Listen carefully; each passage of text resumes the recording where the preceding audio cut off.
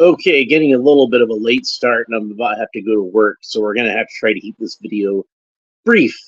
But I did get something in the mail today. I wanted to go over. Since I'd slept a lot longer than I'd intended to, I'm not gonna do the video I was intending to do, which was this guy. We got a Turtles and Grayskull shredder. I think he looks really awesome. But we're just gonna do that Monday probably.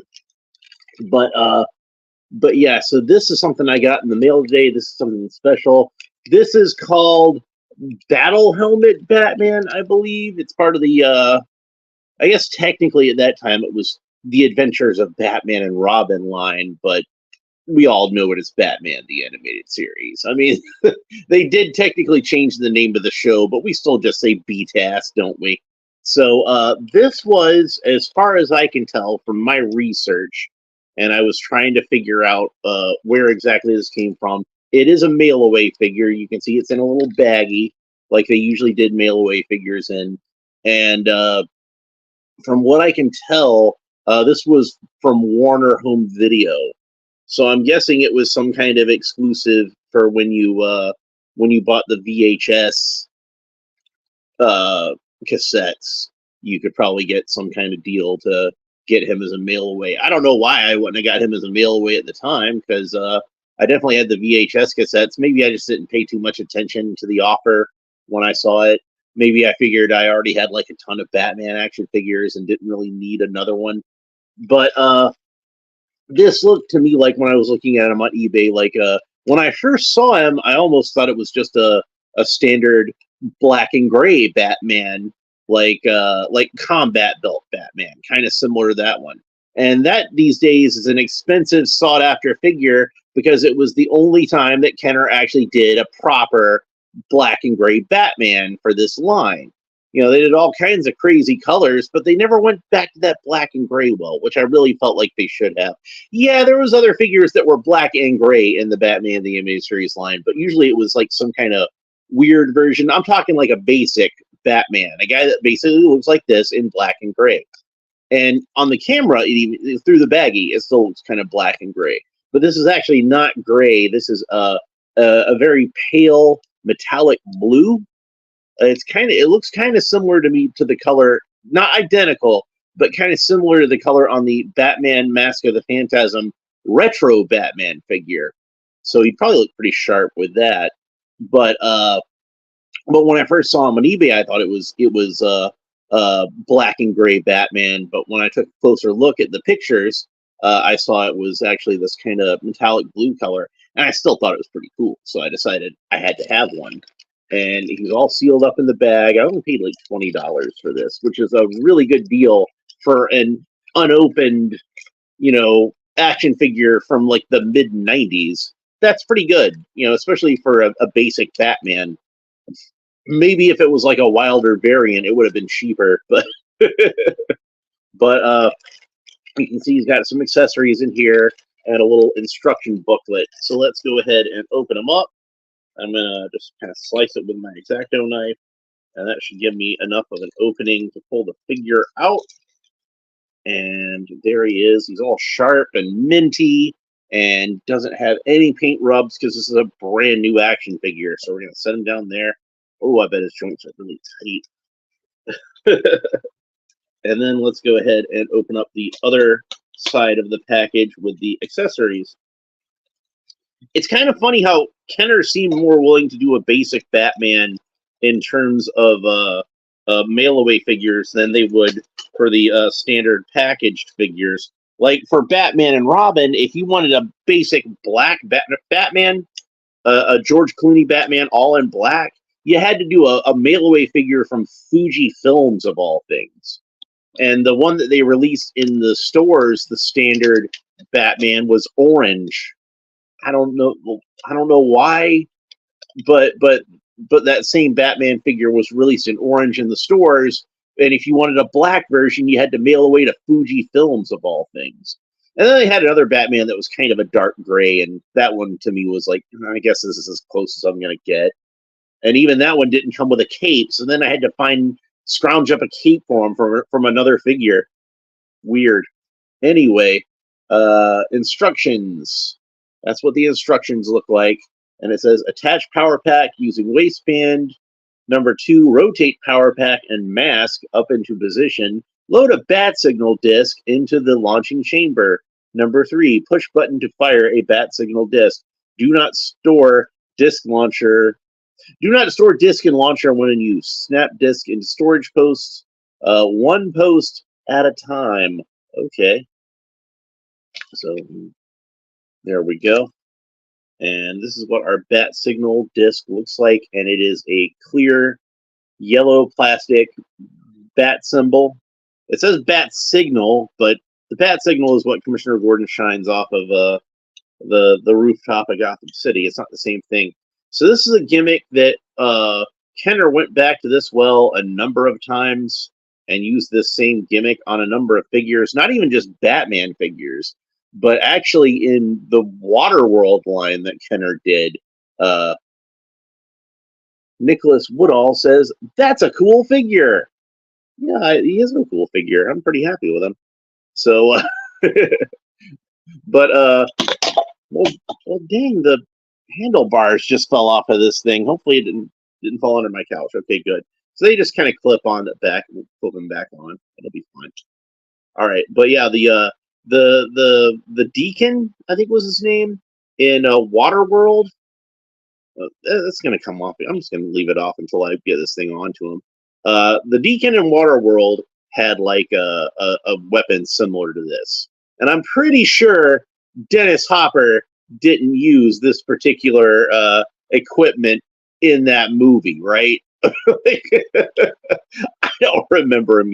I don't remember having like a gigantic battle helmet that shot discs out of it. But they pretty much just reused that gimmick for Waterworld. They probably used it for like a lot of lines. One thing that I do like is that the breastplate that's attached to it looks kind of similar to the breastplate that he had in Batman Returns. So if you wanted to make a Batman Returns, Batman the Animated Series one, I guess maybe you could use this breastplate somehow. I guess you'd have to cut the tabs off of it at the top, but whatever. All right, so let's talk about the figure itself. And he's got a fabric cape, which attaches with a C-clip. This was pretty standard back on 1990s action figures. It was the way that they did the capes in the 80s for superpowers. But you can see there's like a little plastic clip underneath this that holds the cape to his head. We're going to remove the cape for now because I want to talk about the articulation. And all this articulation is just super tight. I'm kind of afraid almost to turn this head because it almost feels kind of gummy a little bit. But his head, in theory, should rotate all the way around. But I don't want to try to turn it all the way around because it might just be gummed up. The arms rotate all the way at the shoulders. Rotate all the way around like that. Legs kick up about that far and kick back about that far, so he can do the splits no problem. That is the range of articulation that we have for this bad boy. He is a 1990s action figure, and you usually didn't get much more than that out of a 1990s action figure. Maybe you could bend the knees, maybe you could bend the elbows. I know a lot of Toy Biz figures at that time had started to expand into knee and elbow articulation, maybe sometimes even waist articulation. Oh my. But yeah, usually 5 points of articulation. That was pretty standard for a Kenner Batman figure. I'm going to leave the cape off while we put the battle helmet onto him. So the battle helmet has these two straps on either side of the breastplate. And man, this is a goofy looking contraption. I will not be displaying Batman wearing the battle helmet. I will be displaying Batman just without any accessories. So even if this was a black and gray Batman, I would say it would even with the blue coloring. I think it's a pretty good substitute for a combat belt Batman. It's certainly a less expensive figure than that, if you don't mind it being a little more on the bluish side than the grayish side, which I don't. And then the helmet flips up like that, and he's supposed to walk around with this thing on in public. So this is a reuse already from the I believe it was called Infrared Batman, and that Batman had a red suit, like a dark red, like a crimson, and then the handlebars kind of flip up like this, and you can actually fit the handlebars into his hands. That's probably why this one's at a little bit of an angle.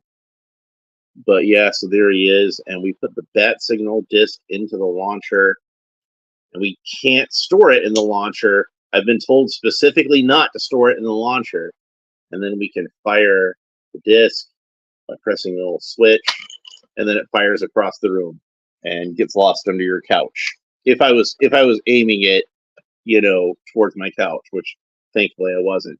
And then we see there's the little pegs on the side there. Can you make those out?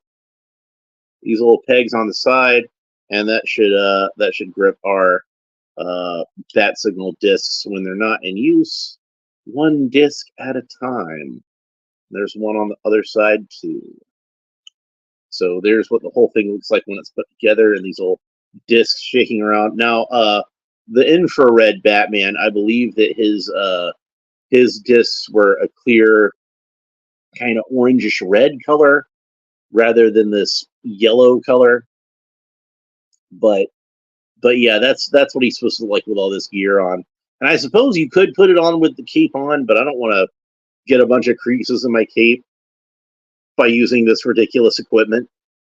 So I know there's probably some of you watching that had this toy when you were a kid and thought this backpack slash helmet slash breastplate device was just the coolest thing you'd ever seen, and you don't like me making fun of it. And I'm really sorry. I sincerely apologize for uh trashing the favorite toy of your childhood if that's the case. But to me, it's just such a goofy thing. but it is one of those things where like the goofiness is kind of part of the charm.